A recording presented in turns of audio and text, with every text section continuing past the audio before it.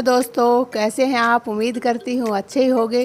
तो आज मैं आपको करवाने जा रही हूँ क्लास 10वीं के राजनीति शास्त्र का पहला पाठ, सत्ता की साझेदारी। इसमें मैं आपको बेल्जियम और श्रीलंका के जातीय जो बनावट है उसके बारे में समझाऊंगी। अगर आपको मेरी वीडियो पसंद आ रही है तो मेरे चैनल को सब्सक्राइब कीजिए, वीडियो को लाइक कीजिए और अगर आपको कुछ भी पूछना है तो कमेंट सेक्शन में आके आप मुझसे पूछ सकते हैं। चलिए मेरी वीडियो की तरफ। तो आज हम आपको करवाने जा रहे हैं क्लास 10वीं का पहला पाठ, किसका, राजनीति शास्त्र का। और पाठ का नाम क्या है, सत्ता की साझेदारी। तो सबसे पहले हम मीनिंग पढ़ते हैं सत्ता का, कि सत्ता होती क्या है। वैसे सत्ता को हम क्या कहते हैं, शक्ति कह सकते हैं, पावर कह सकते हैं। लेकिन अगर हम राजनीति शास्त्र की भाषा में सत्ता का अर्थ जाने तो देखिए, जब हम दूसरे लोगों के व्यवहार को प्रभावित करके राजनीतिक शक्तियों को प्राप्त करके सरकार बनाते हैं और देश को चलाते हैं तो वो क्या है, सत्ता। कहने का क्या मतलब है कि हम सत्ता में ज़बरदस्ती नहीं कर सकते, खास तौर पे लोकतंत्र के अंदर। ठीक है, उसमें हमें क्या करना पड़ता है, हमें दूसरे लोगों के व्यवहार को प्रभावित करके अपने फेवर में करना पड़ता है, वोट लेने पड़ते हैं। और फिर जब हम जीत जाते हैं तो हमें क्या मिलती हैं, राजनीतिक शक्तियाँ मिलती हैं, जिनको प्राप्त करके हम क्या बनाते हैं, सरकार बनाते हैं। और उस सरकार के माध्यम से ही हम देश को चलाते हैं, उसे हम सत्ता कहते हैं। अब हम आगे करते हैं कि हमने सत्ता प्राप्त कर ली, लेकिन ये सत्ता जो है कई रूपों में होती है। जैसे लोकतंत्र है, राजतंत्र है, तानाशाह है, बहुत सारे इसके रूप होते हैं। भारत में लोकतंत्र है। लोकतंत्र का क्या अर्थ है, लोकतंत्र होता है लोक जमा तंत्र, लोक अर्थात जनता और तंत्र अर्थात व्यवस्था या शासन।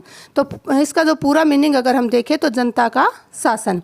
इसमें क्या होता है कि जनता के द्वारा चुनाव प्रक्रिया के माध्यम से अपने प्रतिनिधि चुने जाते हैं जो देश का शासन चलाते हैं, उसे हम लोकतंत्र कहते हैं। बहुत बड़े दार्शनिक थे अब्राहम लिंकन जी, जो बाद में अमेरिका के राष्ट्रपति बने। उन्होंने क्या है कि लोकतंत्र के बारे में कहा कि ये जनता के द्वारा और जनता के लिए शासन है। मतलब जनता ही वोट डालती है, जनता ही अपने प्रतिनिधि चुनती है और जनता में से ही सरकार बनती है जो शासन को चलाती है। इसे हम लोकतंत्र कहते हैं। अब आगे करते हैं कि हम किसी भी देश को चलाते हैं, चाहे वो लोकतंत्र है, चाहे वो राजतंत्र है, चाहे वो तानाशाह है। हर देश को चलाने के लिए हमें पूरी जनता की आवश्यकता पड़ती है। जनता का मतलब क्या है कि हर धर्म, हर भाषा और हर रंग, मतलब हर तरह के लोग इसमें शामिल हैं, चाहे वो किसी भी वर्ग के हों। लेकिन इस पाठ में हम दो बड़े देशों के बारे में बात करेंगे, बेल्जियम और श्रीलंका, जिसके अंदर मुख्य रूप से भाषा के ऊपर विवाद है। तो देखिए, सबसे पहले हम पढ़ते हैं बेल्जियम के बारे में। बेल्जियम क्या है, यह यूरोप का एक छोटा सा देश है। इसका जो क्षेत्रफल है वो हरियाणा से भी कम है। आपको पता लग ही गया होगा कि कितना बड़ा होगा ये, कि हरियाणा से भी इसका जो क्षेत्रफल वो छोटा है। इसकी जनसंख्या है वो हरियाणा से भी आधी है, मतलब 1 करोड़ है। ठीक है, इसकी जो सीमाएं हैं वो नीदरलैंड, फ्रांस और जर्मनी से लगी हुई है। देखिए, अब हम बेल्जियम के अंदर जो भाषाई बनावट है वो देख लेते हैं। बेल्जियम के अंदर 3 भाषाएँ बोली जाती हैं, डच, फ्रेंच और जर्मन। ठीक है, डच भाषा जो है ये फ्लेमिश क्षेत्र में बोली जाती है और डच बोलने वालों की संख्या पूरे देश में 59% है। दूसरी भाषा जो है वो फ्रेंच भाषा है। ये वैलिनिया क्षेत्र में बोली जाती है और इसमें जो है बोलने वालों की संख्या 40% है। और बच गया 1%, वो है जर्मन भाषा का, कि 1% जो है जर्मन भाषा बोली जाती है। अब क्या है कि जो बेल्जियम की राजधानी है ब्रुसेल्स, ठीक है, उसमें 2 भाषा बोली जाती हैं। 80% फ्रेंच भाषा और 20% जो है डच भाषा बोली जाती है। जो ब्रुसेल्स है, जो राजधानी है बेल्जियम की, ये जो है फ्लेमिश क्षेत्र में, मतलब इस क्षेत्र में जो है ये पाई जाती है। ठीक है, देखिए, अब यही चीज़ें मैं आपको मैप के माध्यम से समझाऊंगी कि जो है बेल्जियम का जो मैप है वो इस प्रकार से है। ये आपको दिखाई दे रहा होगा, मैं बता भी चुकी हूँ कि इसका जो क्षेत्रफल है वो हरियाणा से भी कम है। अब इस मैप के अंदर आपको बीच बीच में एक रेखा दिखाई दे रही होगी। ये जो है इस देश को 2 हिस्सों में बांटती है। ऊपर वाले हिस्से को हम फ्लेमिश क्षेत्र कहते हैं, जिसमें डच भाषा बोली जाती है और इसकी संख्या कितनी है, 59%। ठीक है, दूसरा जो एरिया है ये इस लाइन से नीचे का, ये वेलिनिया का क्षेत्र है। इसमें फ्रेंच भाषा बोली जाती है और ये 40% जो है लोग फ्रेंच भाषा बोलते हैं। ठीक है, और जो साइड में ये हिस्सा आपको दिखाई दे रहा है, ये हिस्सा, इसमें 1% जर्मन भाषा बोली जाती है। उसके बाद मैं आपको बताती हूँ कि जो ये आपको बीच में दिखाई दे रहा है ये एरिया, ये जो ब्रुसेल्स है, किसकी राजधानी? बेल्जियम की राजधानी। यहाँ पर जो है देखिए 80% लोग जो है फ्रेंच भाषा बोलते हैं इस राजधानी में, और 20% जो लोग हैं वो डच भाषा बोलते हैं। अब देखिए कुछ महत्वपूर्ण बिंदु। सबसे पहले मैं आपको बताऊंगी कि भाषा पर जो है अपने एरिया का और एरिया के साथ लगे हुए क्षेत्रों का बहुत प्रभाव पड़ता है। जैसे यहाँ पर बेल्जियम के अंदर भी आपको देखने को मिल रहा है कि यहाँ पर जो है फ्लेमिश जो क्षेत्र है, इसके ऊपर नीदरलैंड देश है जहाँ पे डच भाषा बोली जाती है, तो उसका प्रभाव स्पष्ट दिखाई दे रहा है कि हमारे इस एरिया में जो है डच भाषा बोली जाती है। इसके बाद जो ये है, यहाँ पे हमारे फ्रांस देश की सीमाएं लगती है, तो इससे प्रभावित होकर हमारे इस एरिया में बेल्जियम के में फ्रेंच भाषा बोली जाती है। और इधर जो है जर्मनी देश की सीमाएं लगी हुई हैं, तो ये हमारा एरिया है जो सटा हुआ है, इसमें जर्मन भाषा बोली जाती है। मतलब हमारे आसपास के देशों का जो है यहाँ पर स्पष्ट प्रभाव दिखाई दे रहा है। दूसरी बात जो है वो ये है कि यहाँ की जो राजधानी है वो डच भाषा बोलने वालों के बीच में है, ठीक है। लेकिन यहाँ पर 80% लोग क्या बोलते हैं? फ्रेंच भाषा बोलते हैं, जबकि डच भाषा 20% लोग ही बोलते हैं, ठीक है। तो अब आगे पढ़ते हैं कि बेल्जियम के अंदर 59% जो लोग हैं वो डच भाषा बोलते हैं और 40% लोग जो है फ्रेंच भाषा बोलते हैं, जबकि इसकी राजधानी ब्रुसेल्स में फ्रेंच बोलने वाले जो है 80% लोग हैं और डच बोलने वाले 20% लोग हैं। अब बात करें फ्रेंच भाषा की, तो ये अल्पसंख्यक है, इनकी संख्या कम है, लेकिन फिर भी ये बहुत ज़्यादा ताकतवर और समृद्धशाली है। इसी वजह से आप देख सकते हैं कि फ्रेंच भाषा के लोग जो है राजधानी में 80% हैं, ठीक है। दूसरी भाषा जो डच भाषा है वो बहुसंख्यक है, 59% जो लोग वो डच भाषा बोलते हैं, लेकिन इनका जो विकास है वो बहुत देरी से हुआ। चाहे वो आर्थिक विकास लगा लो, चाहे शिक्षा के मामले में लगा लो, या फिर समृद्धि के मामले में, ये फ्रेंच भाषाई लोगों से बहुत पीछे हैं। अब इन दोनों के बीच जो है एक बहुत बड़ा कारण बन गया था ये अमीर और गरीब का। ये समृद्धशाली थे और ये गरीब थे, ठीक है। तो इन दोनों के बीच में क्या हुआ, 1950 से 1960 के दशक में दोनों में तनाव बढ़ने लगा और बेल्जियम के अंदर जो है गृह युद्ध जैसी संभावनाएं उत्पन्न हो गई। तो अब आगे बढ़ते हैं कि आप सभी को पता है कि बेल्जियम के अंदर डच भाषी लोग रहते हैं, फ्रेंच भाषी लोग रहते हैं, और दोनों के बीच काफ़ी तनाव उत्पन्न हो गया था और एक गृह युद्ध जैसी संभावनाएं उत्पन्न हो गई थी। इस सब प्रॉब्लम को सोल्व करने के लिए बेल्जियम सरकार ने एक मॉडल तैयार किया और उसमें 4 प्रकार की सरकारों का गठन किया। केंद्र सरकार पूरे देश के लिए, क्षेत्रीय सरकार राज्य स्तर के लिए, सामुदायिक सरकार एक विशेष समुदाय के लिए। विशेष समुदाय कौन सा? जैसे डच भाषा के लोग हैं वो अपनी वोटिंग करके अपनी सरकार चुनेंगे, उसे सामुदायिक सरकार कहेंगे। फ्रेंच भाषाई लोग अपनी सरकार चुनेंगे और जर्मन भाषाई लोग अपनी सरकार चुनेंगे। इसका मुख्य कार्य क्या होगा इन सरकारों का कि ये जो है अपने अपने समुदाय की शिक्षा, संस्कृति, भाषा के लिए कानून बनाएंगे और अपने समुदाय की जो मांगे हैं उनको पूरा करेंगे। कहने का मतलब ये है कि अगर कोई प्रॉब्लम होती है, कोई कानून बनाना है, तो ये अपनी अपनी भाषा के लोगों के लिए वो चीज़ें बना सकते हैं।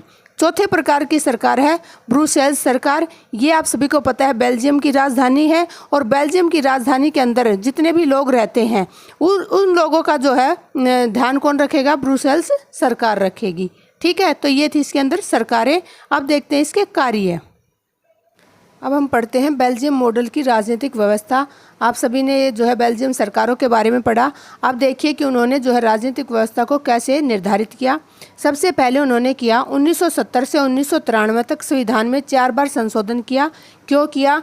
क्योंकि देश के अंदर जो डच भाषाई लोग हैं और जो फ्रेंच भाषाई लोग हैं उनमें आपस में क्या रहे? मित्रता रहे और गृह युद्ध देश के अंदर ना हो। तो दोनों को समान रखने के लिए संविधान में संशोधन किए। दूसरे नंबर पे आता है केंद्र सरकार में डच और फ्रेंच मंत्रियों की संख्या समान। उन्होंने क्या किया कि जो केंद्र सरकार है, पूरे देश की जो सरकार है, उसमें डच भाषाई लोग और फ्रेंच भाषाई लोग जो है जितने भी मंत्री बनाए गए उनकी संख्या को समान रखा गया, ठीक है, ताकि उनके अंदर कोई विवाद उत्पन्न ना हो सके। तीसरे नंबर पे आता है विशेष कानूनों के लिए दोनों समुदायों से बहुमत अनिवार्य है।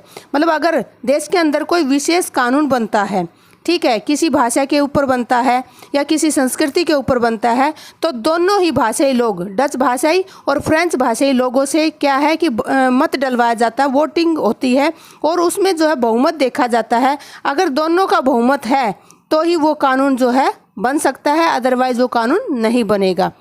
इसके बाद आता है चौथे नंबर पे, केंद्र सरकार की अनेक शक्तियां राज्य सरकार को दी गई। एक कार्य क्या किया गया कि जैसे केंद्र सरकार होती है उसी के अनुसार जो है क्षेत्रीय या प्रांतों के अंदर सरकारें होती हैं और उन्हीं के अनुसार वो कार्य करती हैं। लेकिन यहाँ पर बेल्जियम के अंदर केंद्र सरकार ने अनेक शक्तियाँ जो है राज्य सरकारों को दे दी और राज्य सरकार अपने हिसाब से अपने राज्यों को चला सकती हैं। वो कृषि पर कैसे कानून बनाए, वो पुलिस पे कैसे कानून बनाए, ये सब कुछ जो है राज्य सरकारों के ऊपर डिपेंड करता है।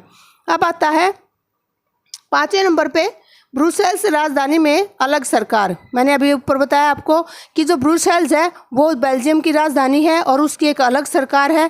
उसके अंदर भी जो है दोनों समुदायों के मंत्रियों की संख्या को समान रखा गया ताकि वहाँ भी विवाद का कोई कारण ना रहे। तो ये थी बेल्जियम सरकार की समझदारी। इस समझदारी के कारण ही दोनों डच, फ्रेंच और जर्मन तीनों भाषाई लोग जो है वहाँ पर समानता से रह रहे हैं और काफ़ी अपना विकास कर रहे हैं। तो अब हम आगे बढ़ते हैं। दूसरा देश जिसके अंदर भाषा के आधार पर गृह युद्ध होते हैं वो है श्रीलंका। श्रीलंका क्या है?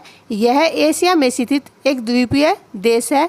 अगर आपने भारत का मानचित्र देखा है तो आपने देखा होगा कि भारत के मानचित्र के बिल्कुल नीचे एक छोटा सा आपको देश दिखाई देता है, यही श्रीलंका है। द्वीपीय क्यों कहते हैं? क्योंकि इसके चारों तरफ क्या है? समुंदर है। किसी भी देश की सीमा इसके साथ नहीं लगती है। इसका जो पहले का नाम है वो क्या है? सिलोन है।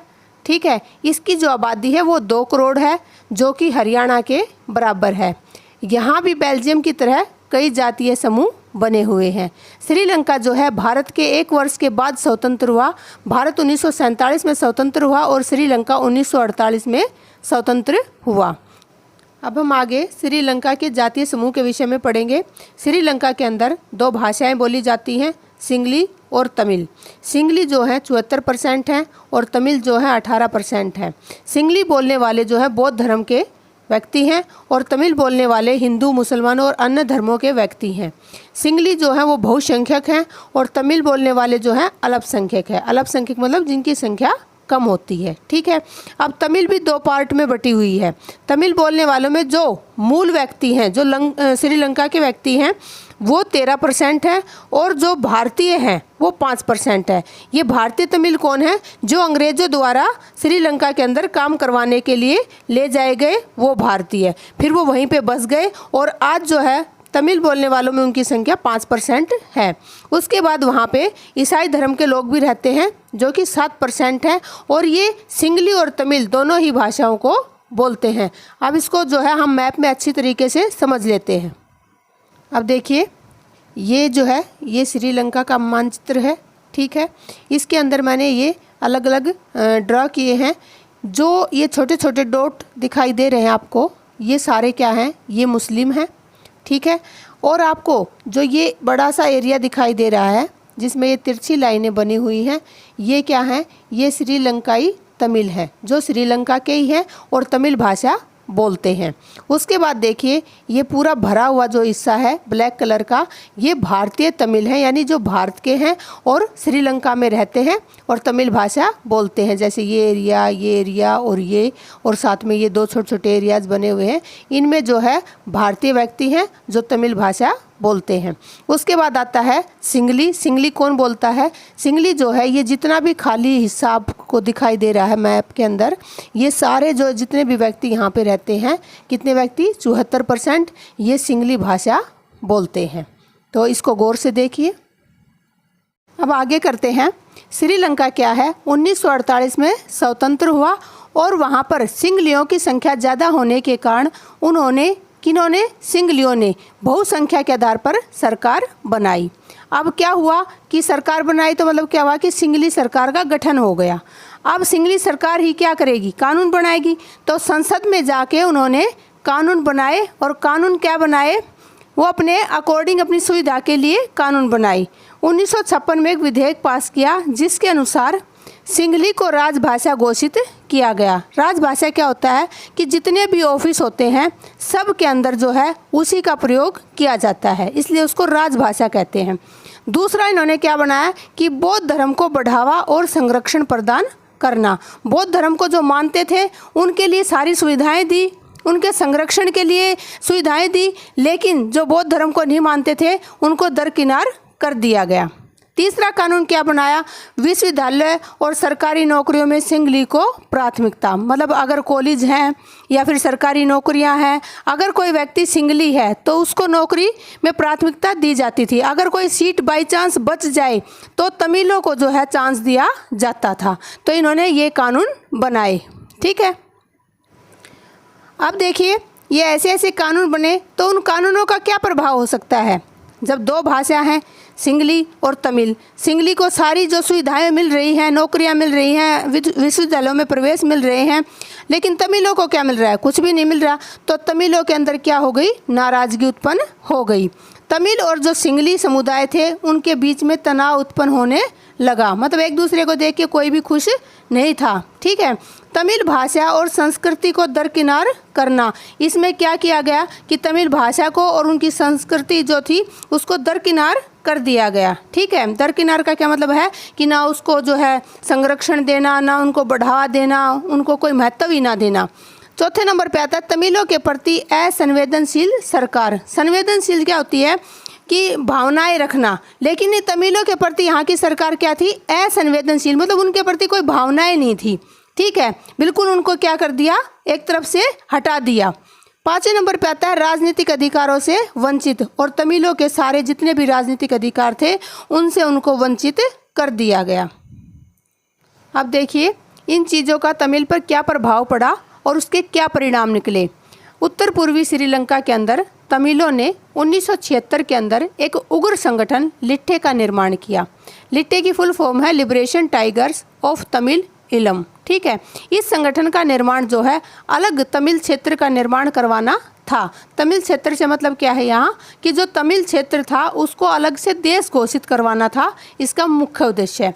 अब इसमें क्या है कि तमिलों ने मांग रखी, तमिलों ने अलग राजनीतिक पार्टियां बनाई। सबसे पहले तो ये काम किया तमिलों ने कि अलग से राजनीतिक पार्टियां बनाई, और फिर मांगे क्या क्या रखी, अलग राज्य की मांग रखी कि जो क्षेत्र तमिल भाषाई लोगों का है उन्हें अलग राज्य घोषित कर दिया जाए।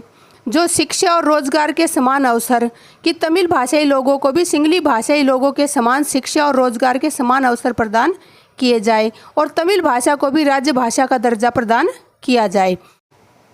अब इन चीज़ों का क्या परिणाम निकला कि जो तमिल भाषाई लोग थे और सिंघली भाषाई लोग थे उनमें तनाव उत्पन्न हो गया। उनके अंदर इतना जो है तनाव छिड़ गया कि वो एक गृह युद्ध में बदल गया। ठीक है, हजारों लोग इसमें मारे गए और बहुत से लोग जो है शरणार्थी बन गए। तो अब बात ये उठती है कि सत्ता की साझेदारी क्यों आवश्यक है, क्यों ज़रूरी है ये। तो सबसे पहले मैं बताती हूँ कि समाज के अंदर अगर सभी समूहों को बराबर की शक्तियाँ दी जाएंगी तो उनमें टकराव की संभावना कम हो जाती है। दूसरा पॉइंट है कि सत्ता का बंटवारा लोकतांत्रिक व्यवस्था के लिए ठीक है। लोकतंत्र किस लिए होता है, सभी को समान समझने के लिए। अगर सबको समान रूप से शक्तियाँ नहीं मिली तो वो लोकतंत्र ही नहीं है। तो इसलिए लोकतांत्रिक व्यवस्था को ठीक रखने के लिए जो है शक्तियों का बंटवारा आवश्यक है। उसके बाद आता है सत्ता की साझेदारी लोकतंत्र की आत्मा है, मतलब सबको समान रूप से शक्तियाँ मिले, ये लोकतंत्र की आत्मा होती है। चौथे नंबर पे आता है देश के विकास में सभी वर्गों का योगदान। अगर हम सभी वर्गों को समान रूप से शक्तियाँ देंगे तो सभी वर्ग जो है देश के विकास में अपना योगदान देंगे। तो इसलिए जो है सत्ता की साझेदारी आवश्यक है। अब मैं आपको आगे समझाती हूँ सत्ता की साझेदारी के रूप, कि जो सत्ता की साझेदारी है, जो भागीदारी है, भागीदारी क्या होती है, शक्तियों का बंटवारा, वो किन किन रूपों में किया जाता है। सबसे पहले जो है हम पढ़ते हैं क्षैतिज वितरण। क्षैतिज का क्या मतलब होता है बेटा, एक सीक्वेंस में सीधी लाइन। ठीक है, सीधी लाइन से तात्पर्य है कि जो जो व्यक्ति हैं, जो जो समुदाय हैं, उनमें जो है शक्तियों का समान रूप से बंटवारा किया जाए। देखिए शासन के अंगों विधायिका, कार्यपालिका और न्यायपालिका के बीच एक स्तर पर शक्तियों का विभाजन। मतलब क्या है, ये इधर देखिए सरकार है, सरकार के 3 अंग हैं, विधायिका, कार्यपालिका और न्यायपालिका। विधायिका क्या करती है, कानून बनाती है। कार्यपालिका क्या करती है, उनको लागू करती है। और न्यायपालिका क्या है कि उन कानूनों का जो उल्लंघन करता है उसको दंड देती है। तो इस प्रकार तीनों को जो है शक्तियाँ समान रूप से दी गई है। तो ये था क्षैतिज वितरण। और अब हम करते हैं ऊर्ध्वाधर वितरण, या इसको हम स्तरीय भी कह सकते हैं। स्तरीय क्यों कहते हैं इसको, कि ये सत्रों में बटी हुई है। पहले केंद्र सरकार, फिर राज्य सरकार, फिर स्थानीय सरकार। आप सभी को पता है केंद्र पूरे देश के लिए होती है, राज्य सरकारें सिर्फ राज्यों के लिए होती है, और स्थानीय सरकारें जो हम गाँव में रहते हैं तो हमारी जो पंचायत होती है, ठीक है, या फिर शहर में रहते हैं उसके अंदर जो है परिषद वगैरह के चुनाव होते हैं, वो चीज़ें जो है स्थानीय में आती हैं। तो आगे देखते हैं कि केंद्र सरकार के पास विदेश नीति, अर्थव्यवस्था और सेना जैसी शक्तियां होती हैं, जबकि राज्य सरकारों के पास उनके राज्य की पुलिस, शिक्षा और चिकित्सा जैसी जो है शक्तियां होती हैं। और स्थानीय जो सरकारें होती हैं वो ये देखती हैं अपने गांव की नाली हैं, गली हैं, आंगनवाड़ी केंद्र आदि की शक्तियां उनके पास होती हैं। तो अब हम पढ़ते हैं तीसरे टॉपिक को, सामाजिक समूहों के बीच वितरण। यानी समाज के अंदर आप सभी को पता है कि विभिन्न जाति, भाषा और धर्म के लोग रहते हैं, और सरकार ने उन्हें शक्तियां दी हैं अपने धर्म, अपनी जाति का विकास करने के लिए और उसका संरक्षण करने के लिए। और दूसरा एक पॉइंट आता है आरक्षण।